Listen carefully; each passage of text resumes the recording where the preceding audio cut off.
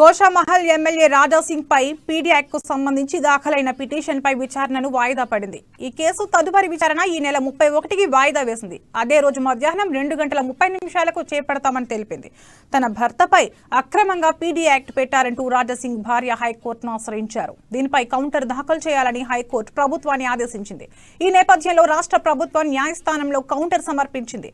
దాన్ని పరిశీలించిన న్యాయమూర్తి కేసును ఈ నెల 31కి వాయిదా వేశారు.